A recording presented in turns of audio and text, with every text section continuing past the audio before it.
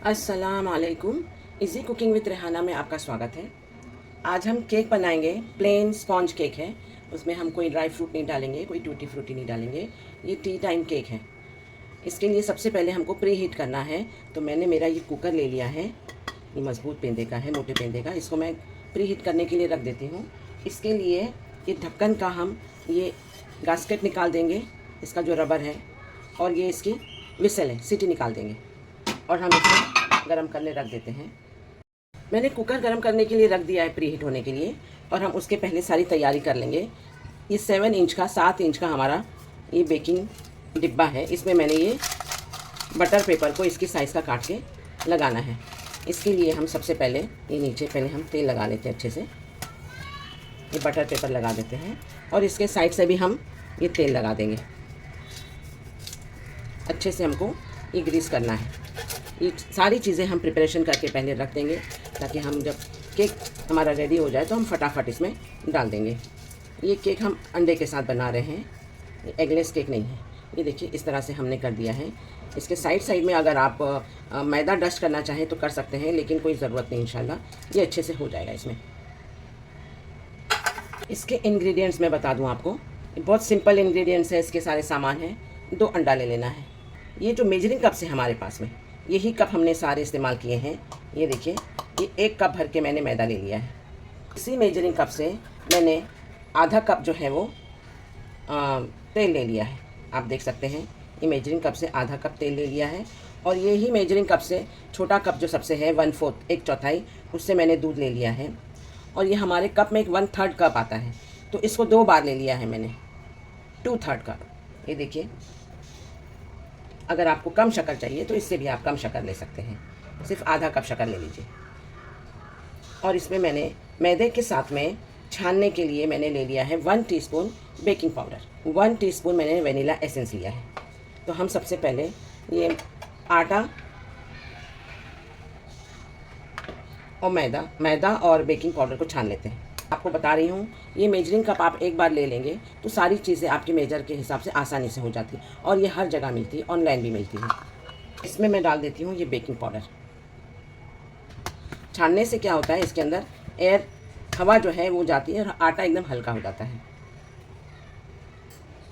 शक्कर को अगर आप पीस लेंगे तो बहुत अच्छा रहेगा, ताकि ये पिघलने में और आसान हो जाती है। सबसे पहले हम अंडा फेंट लेते हैं।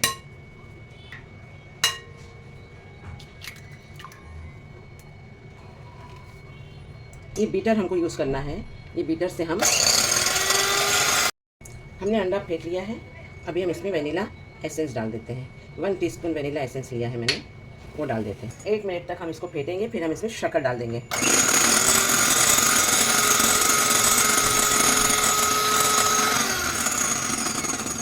शक्कर डाल देते हैं। ये शक्कर जो मैंने नाप के लिया था उसको मैंने पीस लिया है। पीसने के बाद में नहीं नापना है, पहले ही आप इसको नाप लीजिए और फिर उसके बाद में आप इसको पीस लीजिए।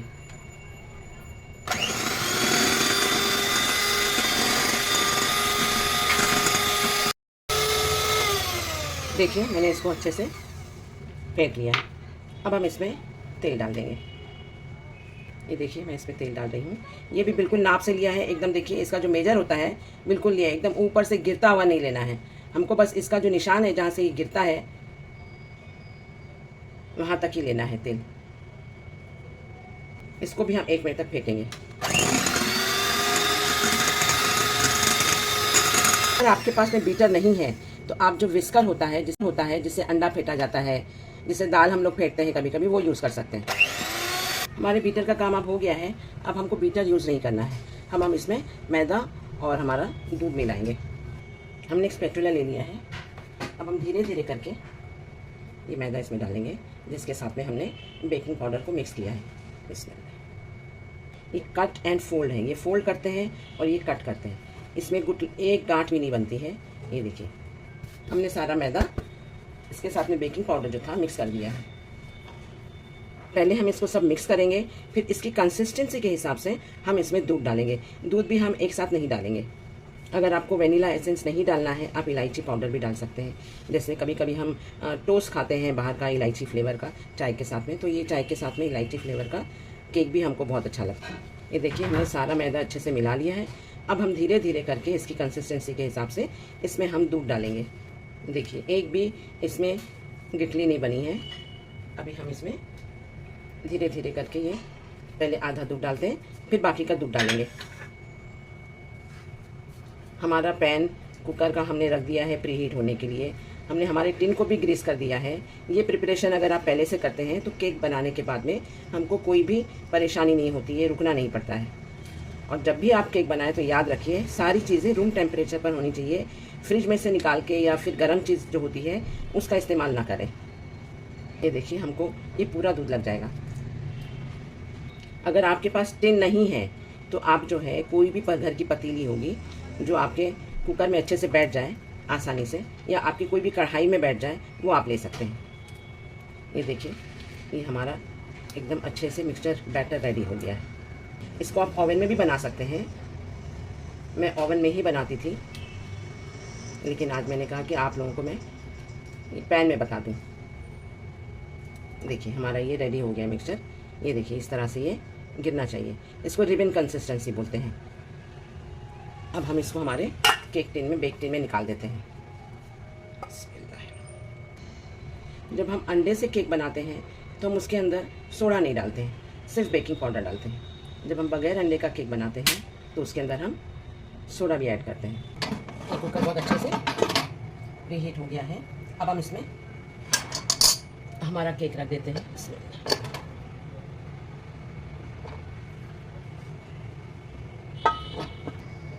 ये देखिए बगैर इसके गास्केट के और बगैर सीटी के हमको लगाना है।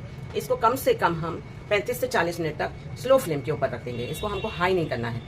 और इसको हम बराबर 40 मिनट बाद, 35 मिनट बाद हम इसको देखेंगे ताकि कहीं जल तो नहीं रहा है। वैसे तो इंशाल्लाह ये नहीं जलेगा। ये देखिए हमारा केक एकदम रेडी हो गया है। ये देखिए एकदम से रेडी हो गया है। ये देखिए मैंने इसको डिमोल्ड कर दिया है। ये देखिए एकदम स्पॉन्जी बना है, आप देख सकते हैं। ये जल्दबाजी में मैंने फ़ौरन इसको डिमोल्ड कर दिया। देखिए इसको एक 5 मिनट के बाद में हम इसको कट करते हैं।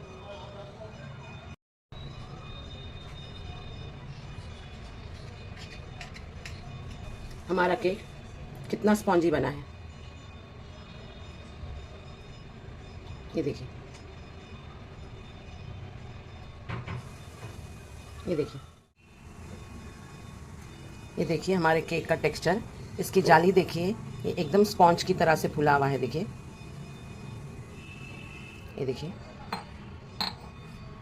मेरी रेसिपी पसंद आई हो तो लाइक, शेयर, कमेंट और सब्सक्राइब ज़रूर करिएगा। Thank you.